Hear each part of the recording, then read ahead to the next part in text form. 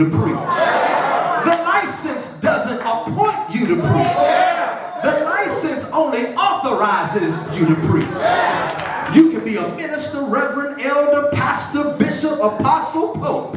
You can have all of the names, but there's only one way to truly know if a person is called to preach. Evidence. Now forgive me for being so forthright today, but my father taught me to take preaching very, very seriously. And it's very simple that if you don't have evidence, you're not a preacher. Somebody ain't gonna like this, but if you can't preach, you're not a preacher. I wish I could make it plainer. If you can't preach, you're not a preacher. And I hear a lot of people saying, well, I'm more of a teacher. I'm more of a teacher. Well, I came to inform you today, well, go find you a good Sunday school class. Take your hind parts back and teach all you want to. You don't need a license to teach Sunday school. But if you're going to preach, you ought to preach. If you're going to stand behind this desk, you ought to preach. I don't know how you feel about it today, but I don't want no doctor telling me I'm more of a lawyer. I don't want a lawyer telling me I'm more of an electrician. I just lawyer on the side. If you're going to be a preacher, I don't want you to be more of anything than a preacher. Don't come telling me you're more of a teacher than go teach. But if you're going to be a preacher, you ought to preach. My brothers and sisters, we need preaching. The world needs preaching. The church needs preaching. Souls need to be saved. People need to be delivered. Lives need to be changed. People need to be snatched out of the bonds of hell. We need preaching in the land. We need preaching and we need preachers. I came to tell us that preaching is not going out of style. We still need preachers that exegete scripture and not audiences. We still need preachers who know how to rightly divide the word of truth. A lot of preachers I hear often saying, well, my pastor doesn't give me any opportunities to preach. Well, my Bible says your gifts will make room for you. I'm not saying this to sound arrogant, but I've never had to ask for a place to preach. I've never had to want for a place to preach. I told the Lord, if you called me to preach, then you make opportunity for the preacher. The question is, who is the preacher? Who is the preacher? The word preacher in the Greek is the word kerux. Kerux, it means a herald or a messenger vested with public authority who conveys the official message of the king. That means that the authority of the preacher rests in the one who sent the preacher. The responsibility of the preacher is to say what the one who sent them ought to told them to say. If you're preaching what's not in the Bible, that's not preaching. That's motivational speaking. And God didn't call us to be motivational speakers. He called us to be clarions of truth. He told us to tell the truth. He told us to tell a dying world that the wages of sin is death, but the gift of God is eternal life. He told us to tell the world, repent, for the kingdom of heaven is at hand. He told us that you gotta be saved and give your life to Christ. He didn't call us to motivate the church. He called us to preach to the church. As preachers, we have a duty, a responsibility, and an obligation to say what the Bible says. I tell Second Baptist, I've got to say what the Bible says. That way, I don't have to apologize for anything I say. As long as I say what the Bible says, I never have to apologize for telling the truth. The question for us today then is, why why the preacher?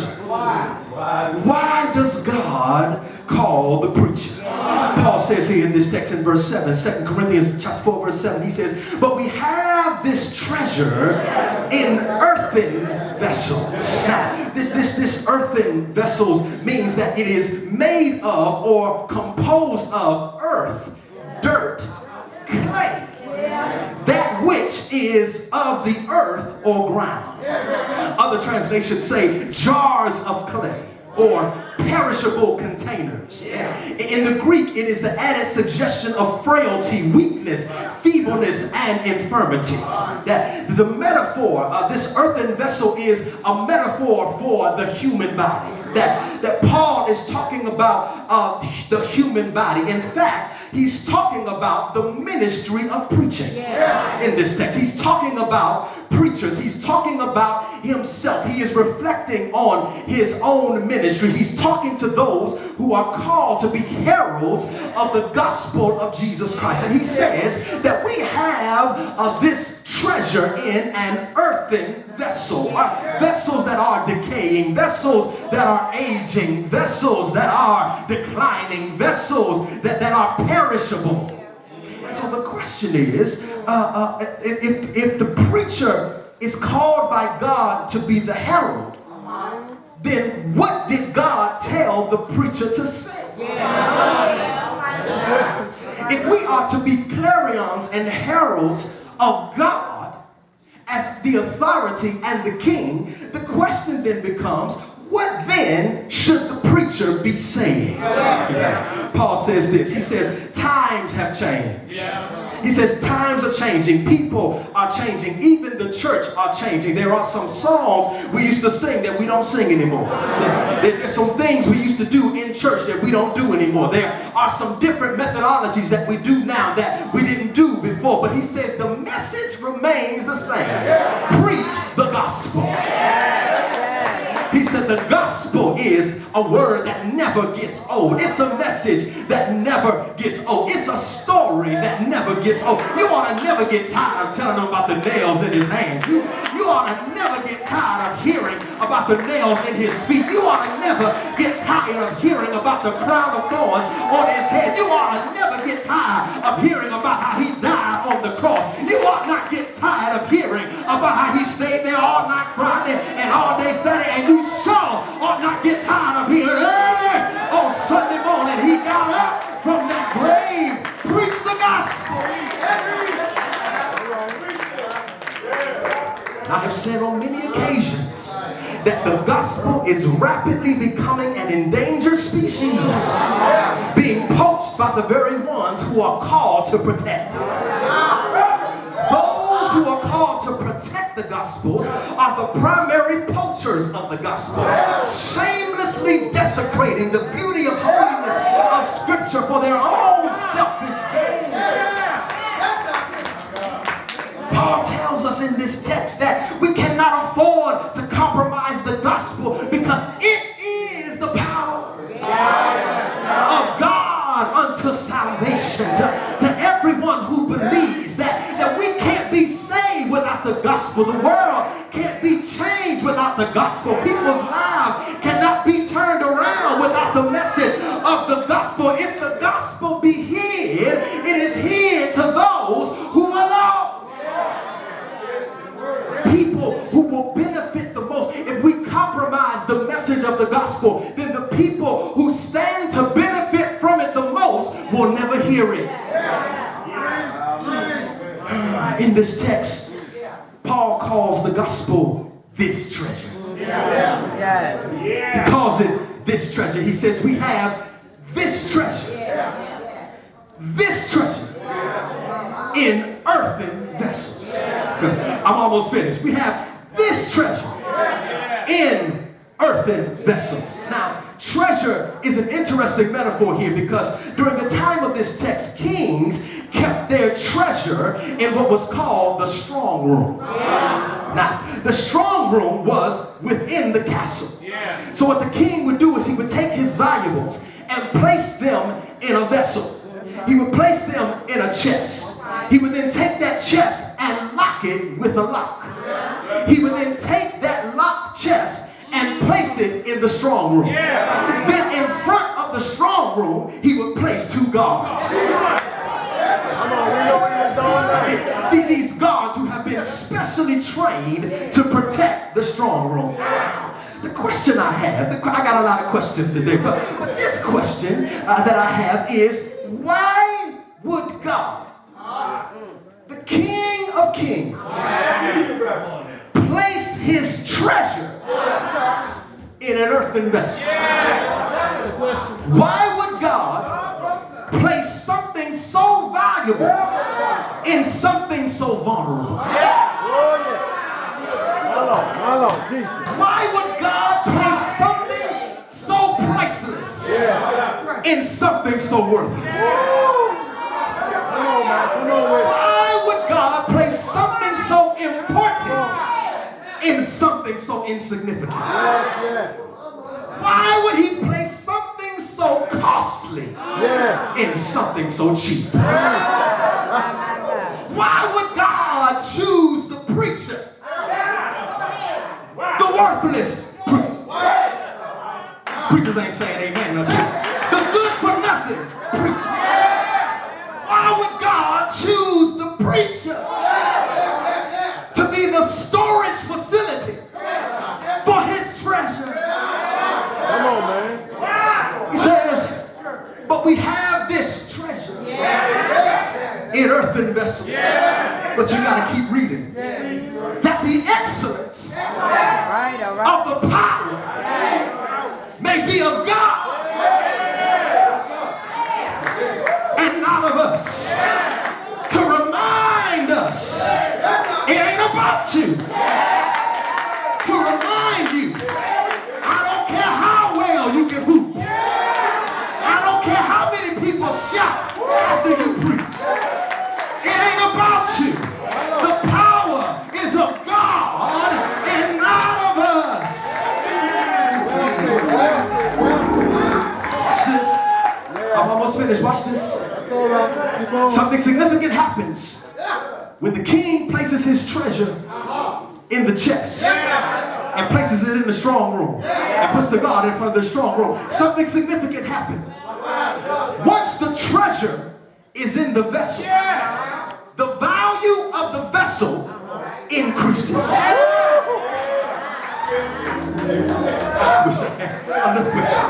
Once the treasure gets in the vessel, then the vessel itself now has more significance. And I discovered that what made the chest so valuable was not the chest itself. It's what the king placed in the chest that made the chest so valuable. And I came to tell you, once God puts the gospel in us, it's not that we are so special, but what he puts in us is special. Hold on, have mercy. So the vessel becomes more important based upon what the king has placed in it. So the power of the ministry of the vessel is not because of the vessel. It's because of the ministry God put in the vessel. Oh, they gonna help me here. To remind the vessel that this ministry is not about you, but it's the power of the treasure that's inside of you. All right, I'm done. I'm through. Preachers, we have to preach the gospel. We got to stand on the gospel. There's a story.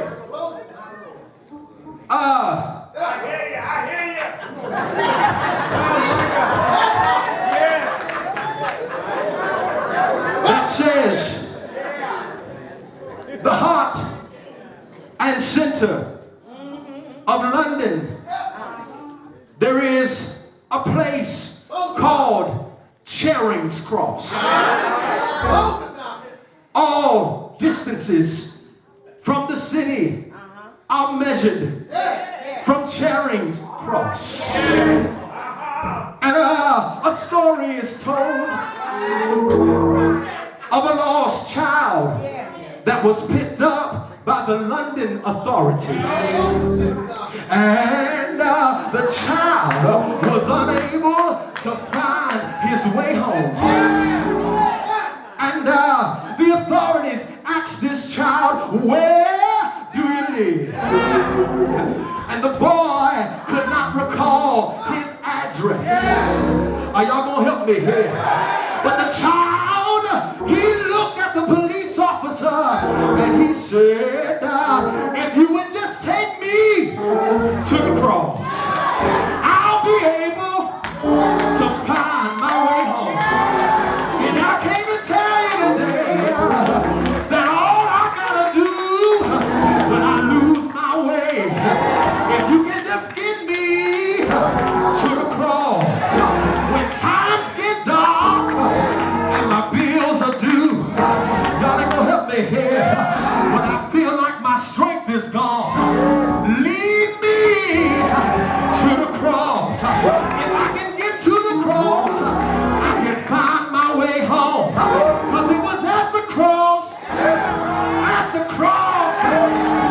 I first saw the light, and the burdens of my heart, they rolled away.